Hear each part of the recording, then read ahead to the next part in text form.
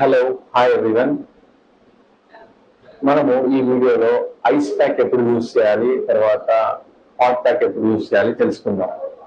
So ice pack ఎప్పుడు use చేయాలి, ice pack ఎప్పుడు యూజ్ చేయాలి అంటే ఇంజురీ అయిన వెంటనే ఆ ఇన్ఫ్లమేషన్ తగ్గడానికి, దాంతో పాటు స్వెల్లింగ్ ని తగ్గడానికి మనం ఐస్ ప్యాక్ యూజ్ చేయాలి.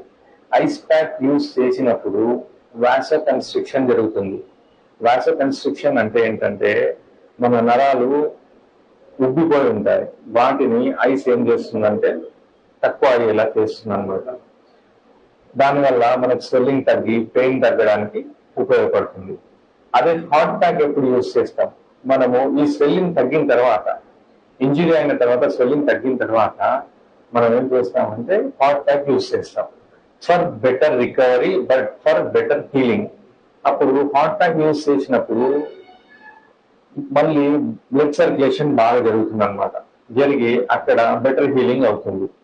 సో హాట్ ప్యాక్ ఏమో మనము ఇంజురీ అయిన 4-5 days తర్వాత, స్వెల్లింగ్ తగ్గిన తర్వాత యూజ్ చేస్తాం. ఐస్ ప్యాక్ ఏమో ఇంజురీ అయిన వెంటనే యూజ్ చేస్తాం. ఈ రెండు కాకుండా మనము ఇప్పుడు ఎక్సర్సైజ్ చేసిన తర్వాత ఒక సోర్నెస్ ఉంటుంది, ఆ సోర్నెస్ ని తగ్గించడానికి ఈ రెండు ఉపయోగించకూడదు. ఐస్ ప్యాక్ ఉపయోగించకూడదు, at the same time hot pack కూడా ఉపయోగించకూడదు.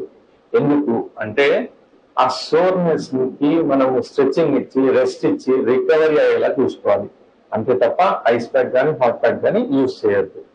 మనము ఇంజురీ అయిన వెంటనే ఐస్ ప్యాక్ యూజ్ చేయాలి. ఇంజురీలో ఆ స్వెల్లింగ్, ఇన్ఫ్లమేషన్ తగ్గిన తర్వాత హాట్ ప్యాక్ యూజ్ చేయాలి. మిగతా ఎక్సర్సైజ్ చేసిన సోర్నెస్ కి ఏది యూజ్ చేయకూడదు. So thank you for watching this video. Like, share and subscribe to the channel. Thank you.